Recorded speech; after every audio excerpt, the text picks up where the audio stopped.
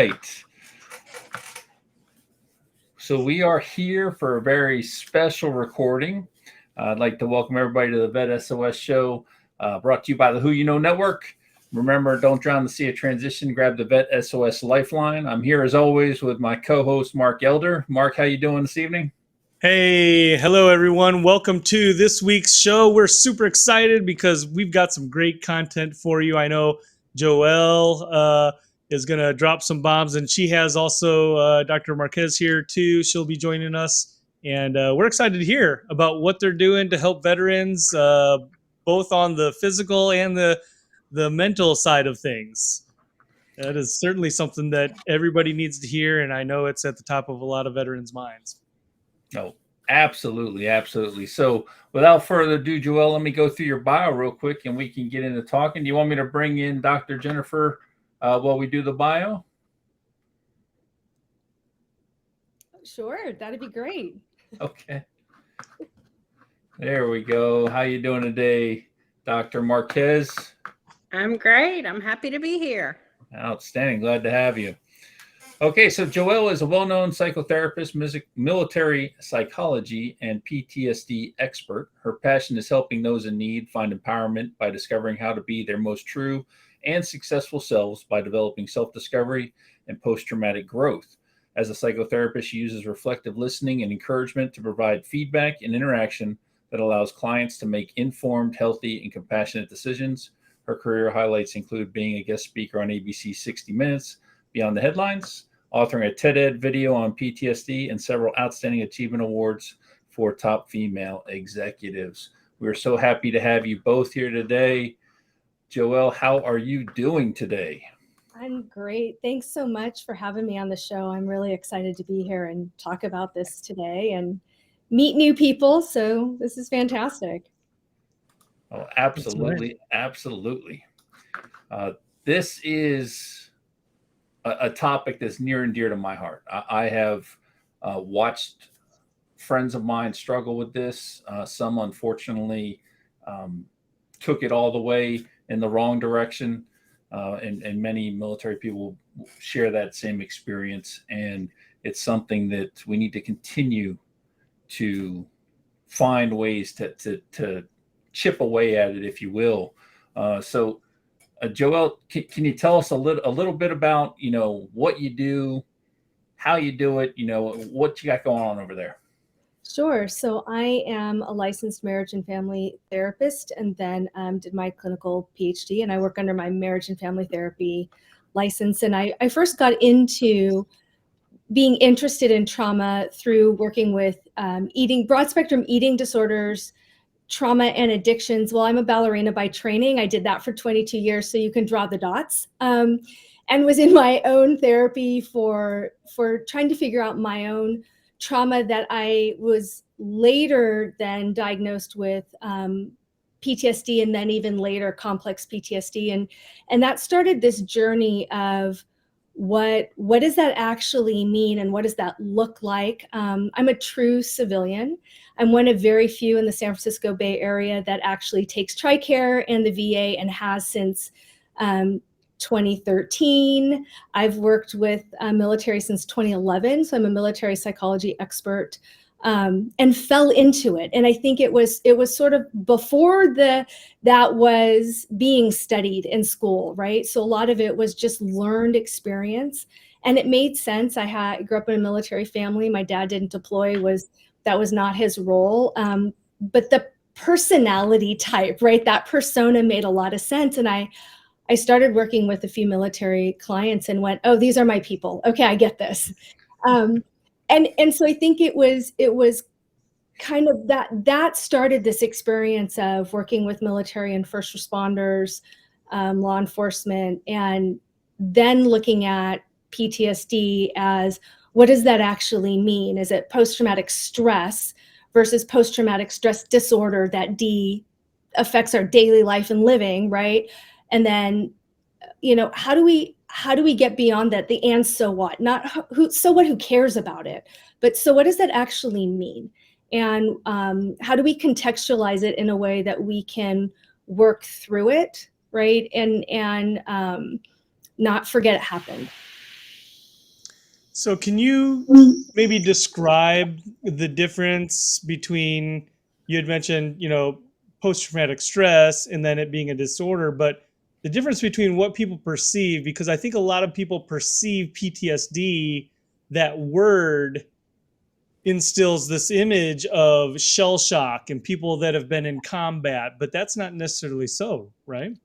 Right. And for me, it's fundamentally important with the work that I do to really talk about post-traumatic stress, and that people who are military and veterans, retirees, whatever the process they're in, right? Military, first responders, law enforcement, of course their experiences are going to be post-traumatic, right? And there is a stress response holistically, mind, body, and spirit, how we think about things, how we internalize things physically, and how we emotionally, spiritually, whatever that looks like for people. That may be faith dependent and it may be ego, right? What that actually means. And trauma affects us so profoundly. And for some people, that experience turns into this disordered component, right? Where it's affecting their daily life and living and their functionality. They're not functioning the way they used to before the trauma. And so that's when this disordered component comes in. So for me, I start with this post-traumatic stress. When we experience trauma, whether it's something that's horrific, terrifying, and catastrophic that we experience to ourselves versus something that's witnessed, right? Juxtaposed to what I think of as micro traumas, something where we grow up with witnessing DV, or a parent that is narcissistic, right? And there's emotional abuse, relational traumas that stack up like Legos, right? All of these things are traumatic. It doesn't mean, just going to war, right? Is this big T horrible trauma, and you can't have PTSD if you don't have that experience, right? So it starts with this idea of when we experience things that are traumatic, we have a stressful response. For some people, that goes away over time. And for other people, it doesn't, right? And then maybe we have another traumatic response, or experience, right? And it's something that's a different episode. And then we experience that, and that may go away for some people and it doesn't for others, right? And so this idea of post-traumatic stress makes sense. Our bodies respond, our minds respond, we respond emotionally, and we hold that. And then for some people, they move forward, right? And for other people, they lose a little part of themselves, right? And so the disordered component is, well, when I can't deal with it anymore, right? Or when I'm not functioning the way that I used to, and it's overtaking my life, And so I think that with career, especially with I get to work with active duty military. It's one of the things that I do, and tier 1 soft teams. And I get the question all the time, well, why is it that it's bothering me now when it didn't 18 years ago, right? Or I've done this for 18 years and it never bothered me before. And I love the question, why do some of my friends end up with PTSD, but others don't? Right? They're great questions. I think we think of it as willpower, resiliency, right? Mental fortitude. And I don't know if any of that's true. I think it's all about how we process it in the moment. Mm-hmm, mm-hmm. So, do you think some of that is just innate, or it's more nurture in how we process that? Gosh, I wish I had that's like the magic. That is the magic question. And I wish I had like the ultimate answer. I think it's very individualized. I think what's traumatic for somebody who I'm talking to may not be traumatic for me, or vice versa, right? My trauma may not be traumatic to somebody else. And so trauma's in the eyes of the beholder. And I don't know if we talk about trauma in a way that helps people grieve the experience of this thing happened to me and I experienced it, whatever that looks like. And there's a grieving process of how I hold that. And we just, go suck it up, buttercup, move on, put your boots on, get out there at 5:30 and we're done, right? We don't have those moments where we allow people to really just sit in it, because it's not the way that we're socialized, right? Mm-hmm. You're gonna give me PTSD with that comment alone. That was the biggest fight my wife and I ever had. I came back from a deployment and told her to suck it up and drive on. It was a long 2 weeks. I'm still struggling with that one a little bit. So you brought up the question of, or being asked the question, the 18-year mark. It's been 18 years. Why is it happening now? And I wanted to know more about that. I have a lot of friends, and myself included, going through the retirement process, and all these memories are flooding back. You're kind of reflecting on your whole career, everything going on, and there's memories and thoughts that you kind of bury deep down that start coming back up. And I've seen some people struggle with that pretty well. What is your experience in that realm when you're talking about sort of the end of the career? Is there some sort of scientific background to that, or? Not a lot of scientific background, unfortunately, because there's that, like you asked earlier, the nature versus nurture question, right? There's not a lot of research. We have some very broad ideas of if someone had pre-military trauma or exposure to traumatic situations, and that could include socioeconomic disparity, you name it, right? There's potentially a correlation to having post-military PTSD, but there's not a whole lot of information about that. My personal opinion, based on working with clients for a long time now, is threefold. One is it's compartmentalized for so long, right? And I as a psychologist, right, I can't have you process all of your emotions and then send you downrange again. That doesn't work, right? At some level, that compartmentalization needs to hold true, right? So you can go do your job. Because if you're feeling it all the time, right, it makes, potentially you unsafe, the mission unsafe, the people to the right and left of you unsafe, right? Because that situational awareness is impacted. So some of it is, I think we are in the habit of putting Band-Aids on and sending people back out. And so at that transition mark around that, whatever 18-year mark is typically when people start coming into my office for a lot of different reasons. Some of it is to start saying, I'm ready to talk about it, right? I don't have anything to lose. I'm not going to be reprimanded at work. I won't be passed out for promotion. It's something I'm ready to start documenting for my VA records, whatever the case is. People start coming in and saying, okay, I'm ready to talk about it. I think the compartmentalization is starting to it's the cup runneth over, right? Like a tea kettle. It just starts to all boil up and spill out, and it's hard to contain it.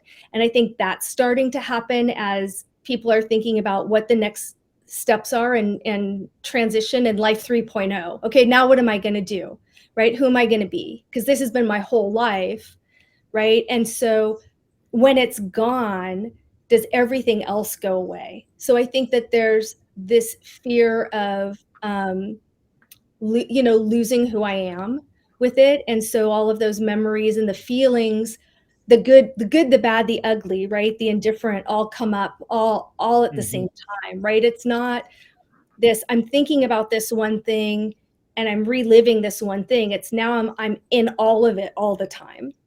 And it's harder to figure out how do I understand all of it. So I think that transition mark is really important, and people really start reliving things because they're trying to figure out what life is going to look like when I'm not doing this thing anymore, right? Yeah. How common is it for, and everything that you're saying makes sense. It's almost like allergies, right? Like if somebody has a peanut allergy, or a tree nut allergy, they might be exposed to some and it really doesn't cause a reaction, but it stacks, right? Physiologically, allergies like that stack, and there's a tipping point, right, to where it all comes tumbling down. Do you see that very common, and how often do you see that for people that are transitioning to your point, right? They're going through this new environment, losing some of their identity or reshaping their identity. So how does that impact them? Yeah, I think, sometimes, it depends on age and generation, where people are at in their military career. A lot of times I would hear, oh, well, I was non-deployable. That doesn't mean that there wasn't toxic leadership or there wasn't something else going on. There wasn't MST. I've heard a lot of people that are on the JAG side, right, who are coming in and they have this vicarious or secondary trauma. It's not something happened to me, but I've been listening to horrific stories, or I'm reading reports, or I'm watching video, right? And I'm having this traumatic experience, but I didn't deploy, so it doesn't count. So I think part of it is awareness. And then the other thing that I see is, yeah, it stacks.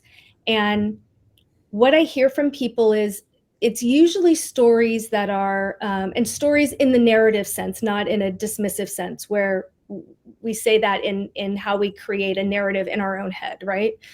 People will come in and they'll say, well, it was the Humvee here in that time, and it was, 06 that time, and it was Afghanistan that time, and it was a red car, and it's not one specific incident, Typically, I'm not seeing people that are coming in where they've had a horrific thing happen and they're having a PTSD response. When they're in this transitionary period, it's all of these different little pieces, the letter I had to write to this kid's parents, like it's a bunch of different things, and they're starting to remember it as if it's all one thing, right? It's starting to all flood back. All bleed together. Yeah. And so picking it out and trying to figure out, okay, what pieces of this, right, are bothersome isn't helpful.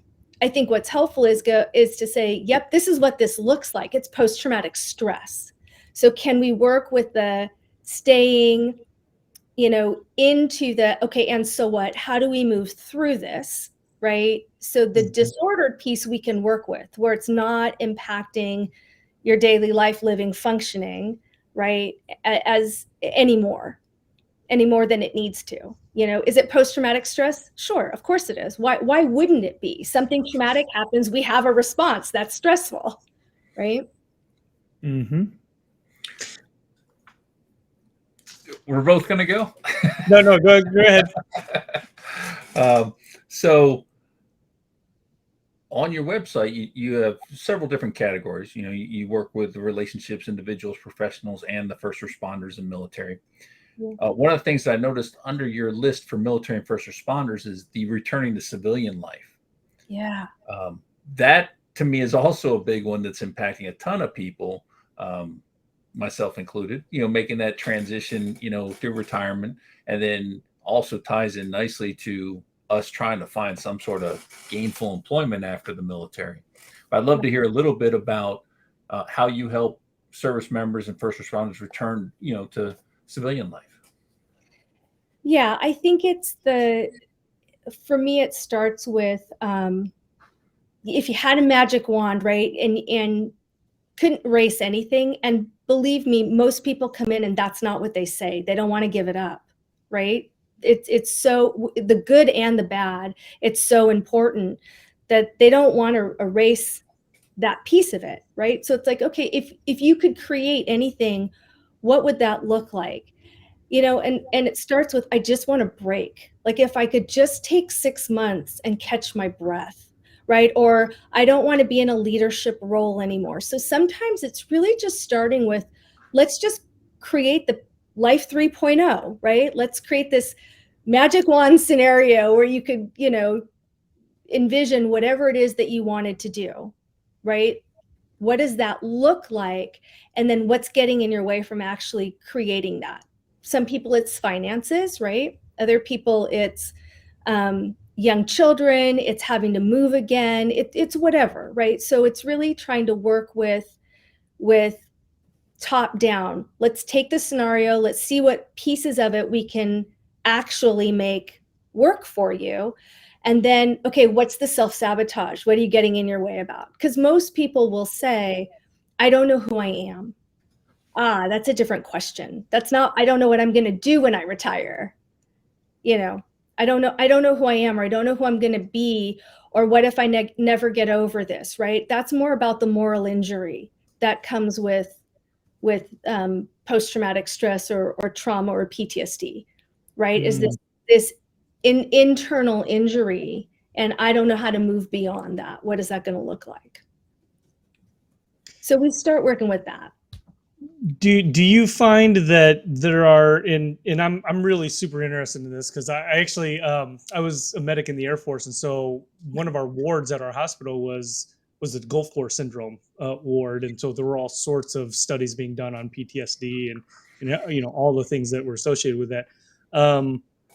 You know, this is probably right up your alley. One of the things that they were talking about was training your brain, right, to how to overcome and how to cope. And so are you getting into like some of the exercises to help kind of reroute synaptic responses and things like that, and how do you do that? Yeah, I always start with skills. So that's anything from cognitive behavioral or CBT skills, dialectical behavior, DBT skills, which is more of a mind-body connection, that idea of breath work, and meditation, in addition to thought stopping and redefining that negative self-talk and how we think about things, to something more targeted cognitive processing therapy, which is the very specific model that takes people through an incident, and it's a 7 to 12 session experience, and the idea is that they've worked through it. So something that's very empirically based, skill centered, to something more body based like EMDR, eye movement rapid desensitization, which is more about how we process and hold trauma. So yes, absolutely. The skills is fundamentally important. I usually start there. Most people will come in and they either will tell me very little and just say, I'm just here because, you know, I've never done therapy before. And, you know, my buddy or my wife or somebody told me, you know, I need to go, but I don't have an issue. Right. Or they come in and they're like, here's the most horrific thing that happened. And I feel like a lot of times that's a test, because I actually know I'm a civilian, never been in the military. I will never pretend that I've been in the military. And so I think sometimes people come in and they kind of test the water, and they're like, let me tell you this one horrific thing and see how you respond, right? How she responds. And then maybe I can trust her. So there's that trust developing. And I've gotten to do some pretty cool stuff. And in my other office, I have awards, and you know, but even then, you know, it's a lot of acronyms and language and that dark sense of humor. And I think really people need that connection, right, before they're willing to do the work. And it makes sense. Like, why would you tell somebody you don't trust your story? You wouldn't. So, you know, of course, that makes perfect sense. And, you know, I've got, you know, tell you stories upon stories of, you know, I'm not going to swear, but garbage that some of the teams that I get to work with have done to me. It's quite entertaining. I was, you know, left on a train platform while they waved at me on a different train, and like, you name it. And then I complained, and they told me to sit my rear end down because I'd been recycled. So, you know, so much of that, though, is fundamentally important, right, to developing trust. So, you know, I start with skills, and I'm like, hey, let's just see if this works. If it doesn't work, cool, wrong theory. Like, if it doesn't work for 3 weeks in a row, wrong therapist. Let's send you somebody great. Like, you don't like me, that's fine. I'll send you somebody somewhere good, right? because right now, being trauma informed is sort of a buzzword, and there's a lot of people out there that say it, but they don't have the experience, right? And being military informed, because there's a cultural component. Every branch is different. There's, different structures within each branch, right? Being culturally competent is really important when it comes to working with service members as well. So Yeah, amen to that. Are you saying we have trust issues? no, why would I say that? Well, I think and Sean, you can talk to this because you're in the thick of it right now. But what does the military teach? I mean, one of the biggest factors is resiliency, right? Yeah. And so it's adapt and overcome and be resilient, right? And you're going to get through this one way or the other. And so I think that's ingrained in soldiers and airmen and sailors and Marines. And so I think that's why it's such an issue, because everything is swept under the rug. It's not addressed. And then it just blows, like you said, it's stacked and it just blows up and people just implode. Yeah. What are some of the, I guess, job seeker things? Because this is also a transition show, right? So what are some of the things that you see people that are transitioning, and maybe they're dealing with well, obviously if you're talking with them, they probably are dealing with PTSD, and how does that play into their success or failure as far as transition goes? Yeah, there's so many things you said there that are worth addressing. I think the resiliency piece it's important in the moment, and it gets in the way sometimes, because I think we assume that, well, I've had all this training and I've been so resilient, right? I've done my job, I've done it well, and now all of a sudden I'm having an issue, right? With big air quotes. It's so much more about resiliency, right? And it's being able to redefine, well, what does resiliency look like now, right? And what is it going to look like when I'm no longer in the military and I'm doing a different job? And I think really being aware of what my pitfalls are and what the things that light me up are going to be really different than somebody else. And so we start trying to pick those things apart. And it's interesting because some people come in and they're like, I'm here because I think I should be. And it's almost like I'm not sure if I have PTS or PTSD. I don't even know how to contextualize that, or I've been in for 30 years. And so I just figured I probably should talk to somebody. So I see a lot of people who actually aren't sure. They're not sure what they come in with what they should be feeling. And so that to me is about the transition, right? So, I want to look at, well, what makes you what do you know pushes your buttons? Is it people being late? Okay, well, when you go work in the civilian world, guess what? People are what, because that's not it for everybody, right? Is it disrespect? Is it people don't understand? Is it that the room, just the environment isn't set up where it feels comfortable, right? So what are these things? Can we try and guess? What are some of the things that are going to push your buttons when you're in a different working environment, right? And okay, and let's work with that. And then that's where, as you were talking before about the skills, right? That's where the skills part comes in.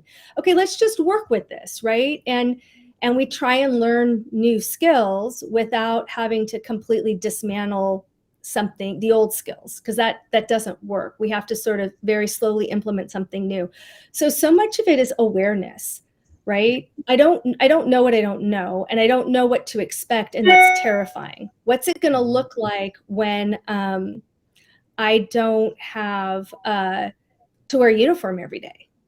Well, what I don't even know what that's going to look like. And that sounds so trite and silly, and you're smiling, right? Because it can be day stopping for somebody, right? That can be the thing that pushes someone over the edge to the point where they cannot function, right? They're so overwhelmed because the lack of structure. So sometimes it's like, all right, well, let's lay out your clothes the night before. And I know that sounds ridiculous, right? It's these little things that people haven't been taught the skills to work with the adversity in a different way.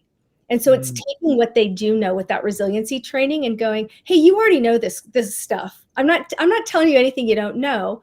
We're just going to rework it in a different way. We're going to create a schedule. You're going to get up at this time. You're going to go to bed at that time. We're going to put PT in. We're going to put your week's worth of clothes out. We're going to implement this structure, because I think that's the biggest thing is somebody goes from being very structured to having no structure. And then that's overwhelming, right? And that overwhelming causes the anxiety. And then we can see kind of how that ball, right, or that thing spirals. So it starts for me there with what's going on with that. Yeah, that is definitely true. And the resiliency thing is kind of interesting, at least on the Army side, because I've been a resiliency instructor for several years, and every time we do a course, we run into those people who, oh, you're making the Army soft, this and all those stigmas behind it, and those people never embrace it at all, and that's what it is. But I know we're pretty close to ending time here, so before we ask you about your company and how people can reach out to you and things like that, talk to us a little bit about the stigma that comes with seeking some sort of counseling or help or something like that, because it's still rampant in the military. And I've sought help for anger management a few times. One of these times it'll stick. But I use that example with my soldiers all the time to let them know that, hey, it didn't stop me. I'm still here. I'm still going. Get past the stigma. It's not there. But how else can we work on that? Yeah, I think I really think it's an internal, in other words, in the military, right? So much of it is really being able to say, it's okay to go talk to somebody, right? It's okay to not be perfect all the time. It's okay to have, emotions and experiences that maybe don't track with, your unit or your, whichever, right? I think some of it is that, and I think some of it is really starting to be clear on what disordered means, right? And what PTSD looks like, because all I think we as civilians know is what we see on TV, and that isn't necessarily an accurate representation, right? And so some of it is education on the civilian side. I think a lot of it, though, is internal and being able to change ideology. And that is hard. If it were that easy, everybody would be doing it, right? Simple concept, not easy. And so a lot of it is ideology, and that being resilient absolutely doesn't mean that one is not going to react to something that's traumatic and stressful. Right? I can have a traumatic reaction and still be resilient. Those two things can both be true. And so I think we put this in an either or paradigm, and we do a disservice.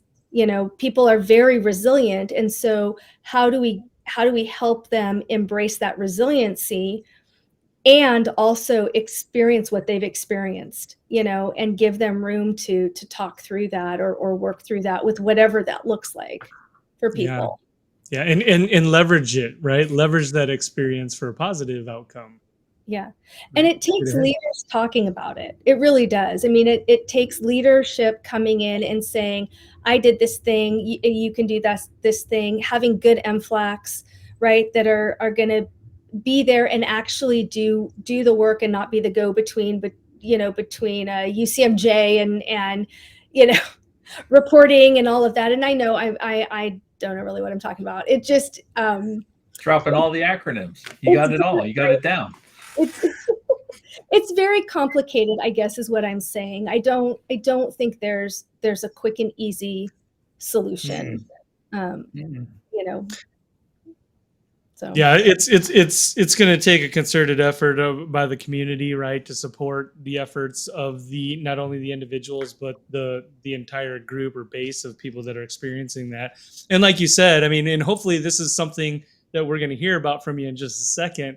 Yes. But hopefully there's people like you that are out there helping educate employers, the public, right, on some of the nuances that people are going through and how to support people and not have that stigma come in and be a negative, right? Being able to work with those people and again produce the best possible outcome because they are resilient. People are resilient and they can overcome it. They just need some help, and not just by someone like you with your profession, but again, the community. Yeah. There's a lot of really great transition programs out there and nonprofits. LinkedIn and Twitter have a ton of them listed. There are resources for universities about working with veteran students. Usually universities have a veteran center, and professors are having to do training and acclimate their learning styles, whether it's over Zoom or back in the classroom. So there's stuff that really is helpful that's going on in an academic world and more, in the career setting. There's a lot of nonprofits. My favorite big information house is Psych Armor. And if anybody listening wants to know, like, how do you start working with military and veterans, and what does the workplace look like, or what are some of the issues that people that are transitioning are facing, Psych Armor has free education and webinars. They have a ton of information out there. There are organizations like yours. There's a lot of stuff out there, and employers, in my opinion, really don't have an excuse to not be prepared to have veteran, and retired first responders coming into their work environment. There's so much out there, and it really is just take an hour webinar. And I know, again, it sounds so simple, right?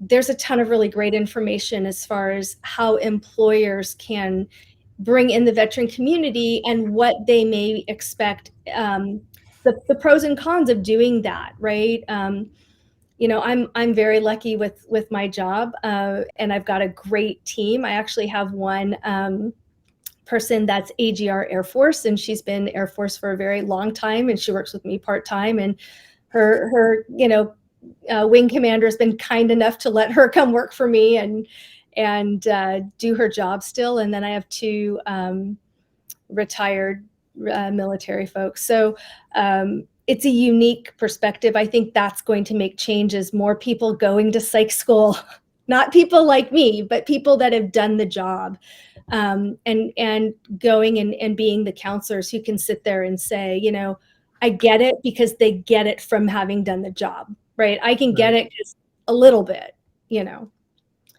So Yeah, that's important. Have you heard of the mission daybreak that the VA is putting on?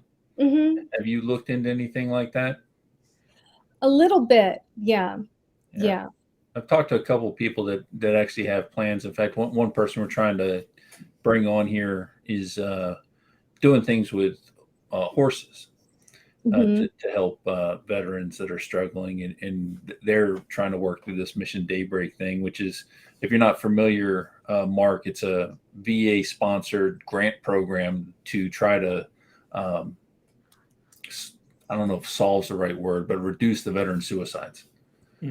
So they're looking for ideas, essentially. So I didn't know if you had looked at that at all, Joelle. A little bit, yeah. I mean, equine therapy is they're amazing. There's so many things out there. The issue with VA and with TRICARE is these are huge organizations, and there's years of brokenness, and they work well for some things and not well for other things, and so it's very frustrating, and it's just not fast enough. And the other issue is people like me, providers, have a very difficult time being in network with the VA and with TRICARE. I'm one of very few in the Bay Area. And part of it is they make it difficult for providers to engage in services or provide services. And so we've got to do more on both fronts, where we're bringing in more types of therapies, we're bringing in more providers, we're bringing in more training, right? That needs to happen for transition, to prevent suicide, on PTSD, across the board, for all of the things that that veterans deal with. They have a unique set of circumstances, right? Not better or worse, just unique, that employers and the community need to be aware of. And instead of trying to put this spin where this is broken, this is ineffective, this is maladaptive, that's not helpful. So yeah, glass half empty, for sure. So we're getting down to time here, Joelle. So I wanted to give you a few seconds here to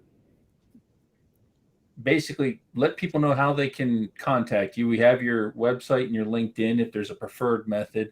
If there's any services you want to promote or really tell us about real quick, and where you want people to go, or if there's ways people can help you or support you, anything like that we can try to spread the word on.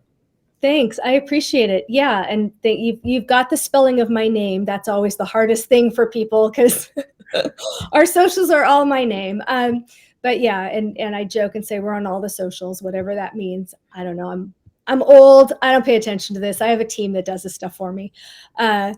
But yeah, I mean, we provide services throughout California, actually, in several other states. I do a lot of stuff with training, and I'd love to come and talk with people. I've done everything from stand down trainings and again, working with active duty soft teams, to training law enforcement on resiliency and what trauma looks like. And people are always encouraged, if I don't know the answer, I've got a great team and can point people to, like, hey, try this service. It's getting the information out there. Military One Source is great. Give an Hour is great. They have services, and they have mental health services for people. And both of those organizations have free care for people. So it doesn't matter if you have TRICARE or not. There are people in those networks that will offer care. So I just reach out, and I'd love to come and help. If there are people listening that don't know how to get started or need training, let me know. And thanks for asking. That is outstanding. So we're going to go ahead and close it out. Mark, did you have anything else? No, I'd just say, guys, be sure to take a picture, take a screenshot right now. Make sure that you show Joelle some love in her organization, and make sure that you blow her up on social media. So she's up all night tonight commenting back to the chat. So thank you, Joelle, for sharing. Super interesting. And I'd like to connect with you further. I know we connected. Yeah. But I'd like to talk with you a little bit more about your family counseling and things like that too, because I'm interested. I've got PTSD because I've got a 8, a 6, and a 4-year-old. So I've got a little PTSD of my own. So mine are 20 and 22. One just graduated from college, and that'll do it too. I'm like, wait, I thought we were financially independent. No? Oh, okay. The boomerang is alive and well. It never stops. Great. I was getting all excited. I got a senior this year, so it doesn't stop yet. Okay. No. All right, Joelle, thank you so much for joining us, and thank you everybody for tuning in. Your comments in the chat, and we'll look forward to seeing you on the next time. That's right. Remember, don't drown in the sea of transition. Grab your vet S.O.S. lifeline, and we're out.